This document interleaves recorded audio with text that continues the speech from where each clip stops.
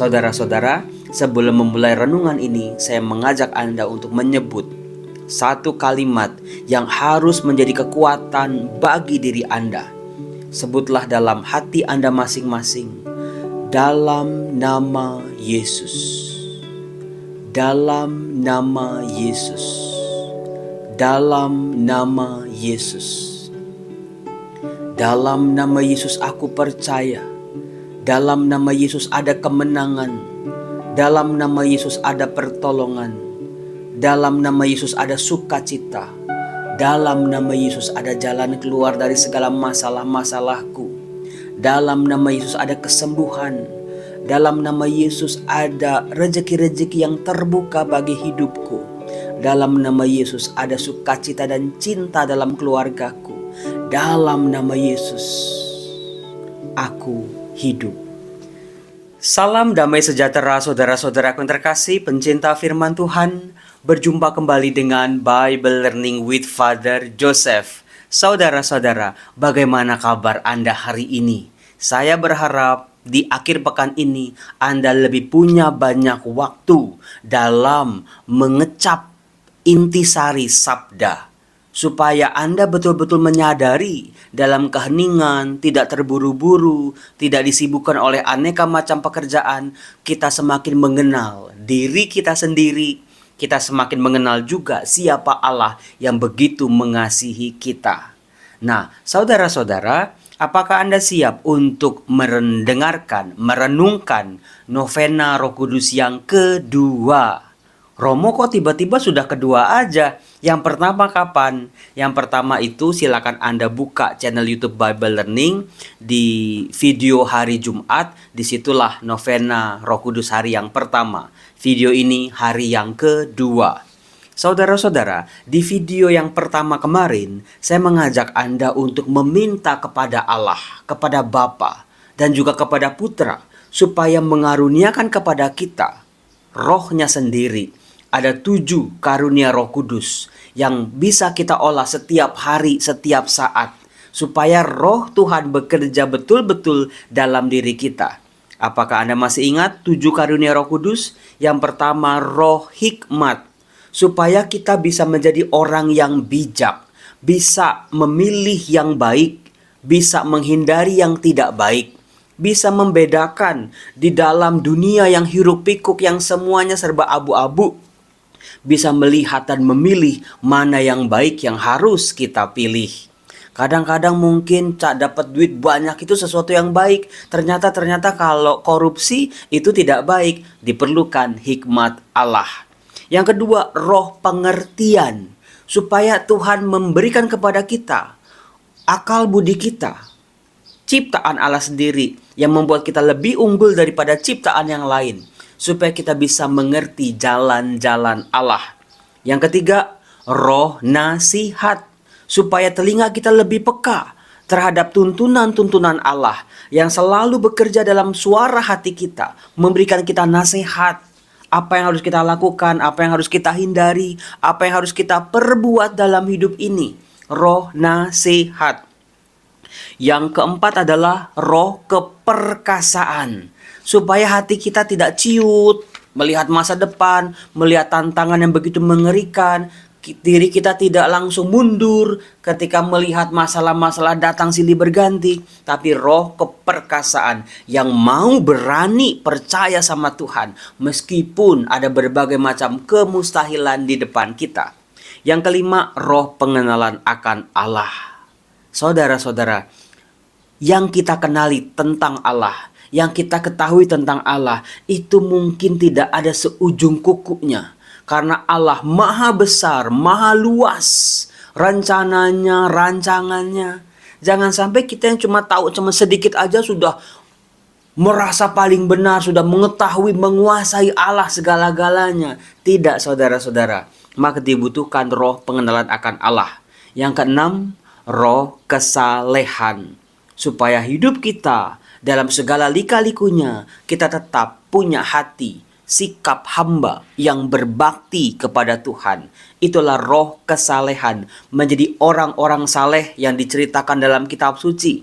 Ada Simeon, ada Hana, ada Abraham, dan begitu banyak orang-orang saleh yang hidupnya betul-betul Tuhan campur tangan dalam kehidupan mereka. Kemudian juga yang terakhir adalah roh takut akan Allah. Bukan takut gara-gara cuman takut dihukum, takut masuk neraka, saudara-saudara. Tetapi takut akan Allah adalah sebuah sikap pengakuan kita betapa jauh jarak kita dari Allah sebetulnya. Betapa berbedanya kita dari Allah. Tetapi dalam ketertundukan kita berserah pada Allah. Kita percayakan hidup kita pada Allah, menjauhi dosa, mengikuti ajaran-ajarannya. Jadi silakan Anda pilih dalam novena Roh Kudus ini hari per hari apa saja yang mau Anda minta dari Tuhan, apa saja yang mau Anda olah dalam kehidupan Anda. Supaya nanti di hari Pentakosta Anda sungguh-sungguh merasakan curahan demi curahan Roh Kudus. Saudara-saudaraku yang terkasih, dalam permenungan novena Roh Kudus hari kedua ini, kita bisa melihat dalam bacaan-bacaan pertama perayaan Ekaristi setelah Paskah. Lagi-lagi saya lagi suka kisah para rasul. Kita bisa melihat ketika kita membaca kisah para rasul, bagaimana Allah melengkapi gerejanya dengan senjata-senjata yang luar biasa yang Anda harus tahu. Maksudnya apa, Romo? Apa maksudnya Allah melengkapi gerejanya dengan amunisi-amunisi yang luar biasa? Di kisah para rasul, kita sudah mengenal Petrus, pribadi yang mampu berkhotbah, mampu mengajar, mampu membuat mukjizat demi mukjizat. Petrus luar biasa. Itu senjata gereja. Yang kedua, kita bisa mengenal juga Filipus yang pewartaannya disukai oleh banyak orang. Filipus yang mau menjelajah ke seluruh daerah-daerah, seluruh negeri. Dia satu persatu mendekati pribadi-pribadi, menjelaskan tentang siapa Yesus Kristus, bagaimana rencana keselamatan Allah. Filipus juga bisa melakukan tanda-tanda dan mukjizat. Setelah Filipus, kita mengenal yang namanya Paulus, orang berdosa yang dipakai menjadi alatnya Tuhan untuk mewartakan kabar sukacita. Dengan kegigihannya, dengan keperkasaannya, dengan iman percayanya, dia hadapi para lawan-lawan yang memusuhi gereja. Dengan pewartaannya, dengan bukti-bukti kitab suci, dengan kesaksian hidupnya. Pergi ke daerah-daerah, pergi ke komunitas demi komunitas, jemaat demi jemaat. Dia menulis surat-surat. Pelayanan pastoralnya secara luar biasa. Di penjara dia tidak takut, mau dihukum mati dia juga tidak takut. Kemudian juga kita mengenal senjata yang lain, yaitu Barnabas, rekan seperjalanan dari Paulus. Pribadi ini luar biasa menjadi senjata dalam gereja perdana. Rendah hatinya luar biasa. Sebelumnya yang lebih terkenal itu Barnabas daripada Paulus. Tetapi Allah memakai Paulus secara luar biasa yang membuat Barnabas tidak merasa tersaingi. Mereka bekerja sama dengan luar biasa, bahu-membahu. Bahkan ketika mereka berbeda pendapat, mereka tidak bermusuhan. Lalu juga siapa lagi? Ada tokoh-tokoh yang kalau Anda baca dalam bacaan pertama hari Sabtu, itu dari Kisah Para Rasul bab 18, Anda akan melihat bagaimana Tuhan mengirimkan satu amunisinya lagi buat gerejanya, yaitu seorang pribadi yang bernama Apolos. Apolos ini cerdasnya luar biasa.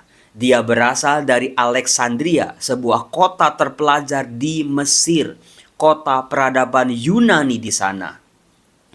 Dia ini orang pintar. Dia berguru kepada orang-orang paling pintar di seluruh dunia. Dia bisa berretorika, dia bisa berlogika, dia bisa mencermati, menafsirkan kitab-kitab suci secara luar biasa. Tuhan menggunakan Apolos ini secara luar biasa untuk bisa membuktikan dari bukti-bukti kitab suci, dari data-data firman Allah, bahwa Yesus adalah Mesias. Dengan gagah perkasa, dengan pewartaannya yang luar biasa, disukai oleh banyak orang.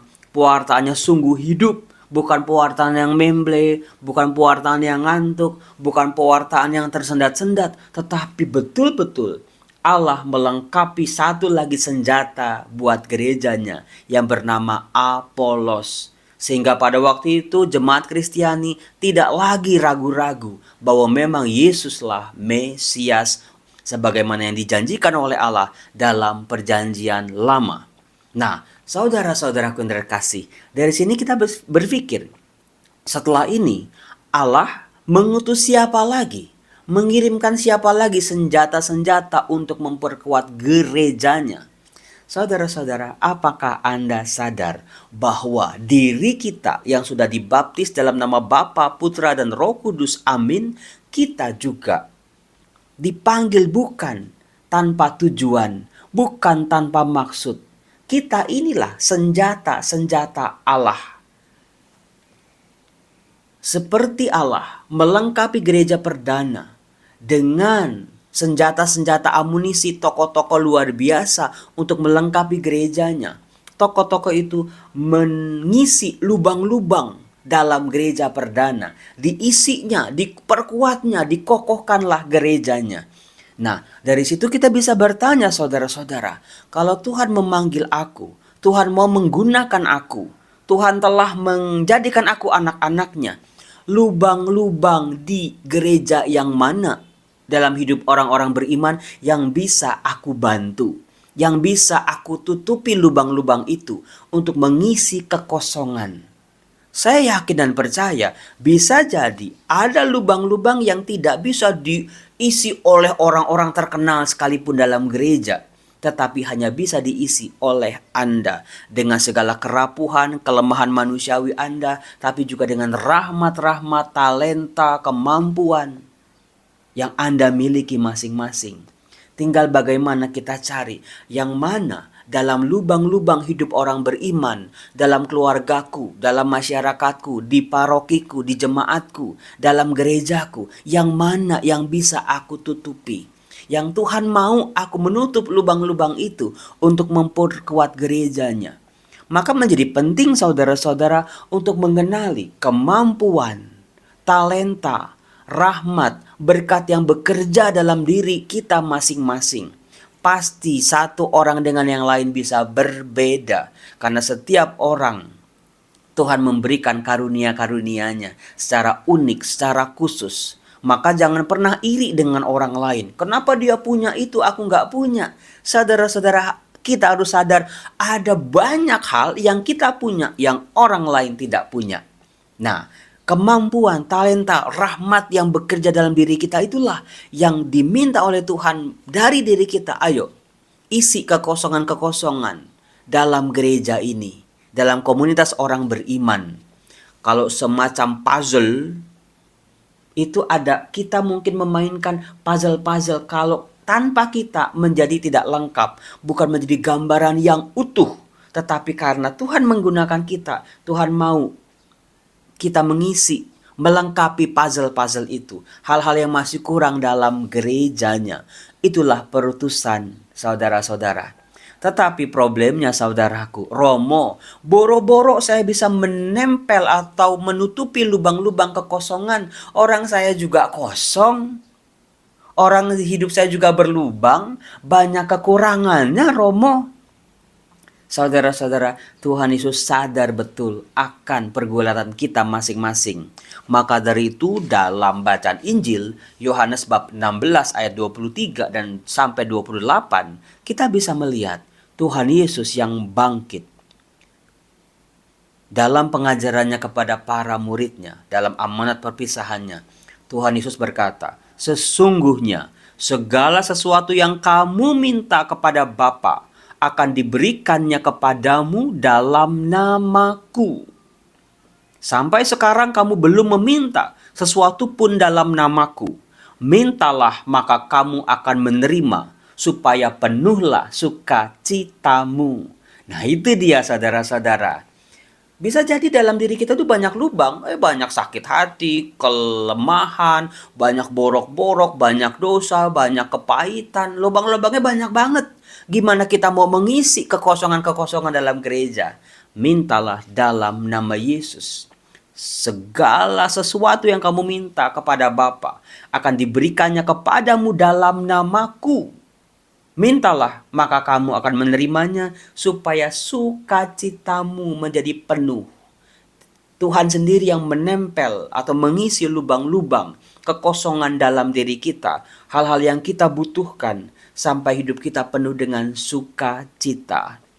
Maka dari itu saudara-saudara, menjadi sangat pentinglah bahwa berdoa dalam nama Yesus. Jangan pernah lupa sebelum Anda bekerja, sebelum Anda melakukan segala sesuatu, sebelum Anda berjuang, sebelum Anda keluar rumah, sebelum Anda memulai hari, sebelum Anda berdoa, bahkan setelah Anda berdoa, berdoalah dalam nama Yesus.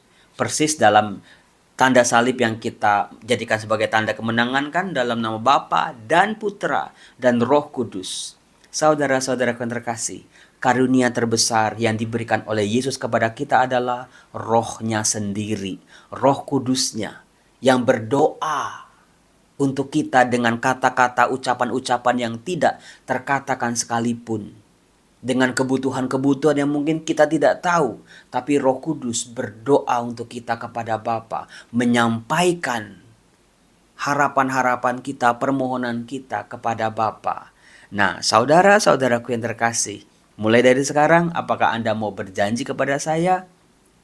Kalau mau berdoa, kalau mau bekerja, kalau mau belajar, kalau mau berjuang, melakukan segala sesuatu, katakan dalam nama Yesus.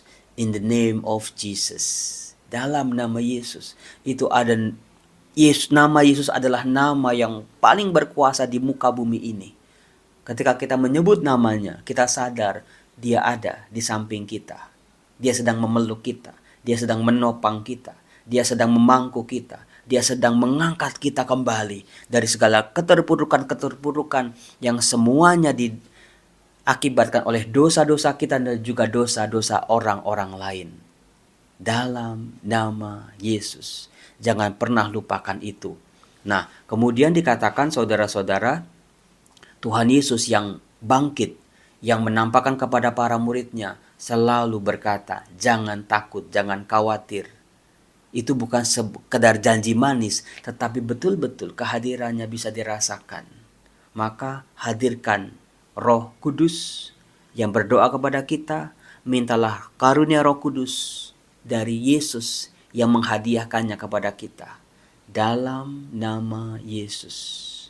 Dalam nama Yesus. Dalam nama Yesus. Aku percaya masih ada jalan keluar untukku. Dalam nama Yesus aku percaya Tuhan tidak akan pernah meninggalkan aku. Dalam nama Yesus aku percaya Tuhan begitu mencintai aku. Tuhan, inilah aku, anak-Mu yang Kau kasihi. Pulihkanlah keadaanku. Penuhilah hidupku dengan sukacita. Dalam nama Yesus. Semoga Tuhan memberkati kita. Dalam nama Bapa dan Putra dan Roh Kudus. Amin. Selamat merenungkan novena Roh Kudus hari yang kedua. Tuhan Yesus memberkati. Salam.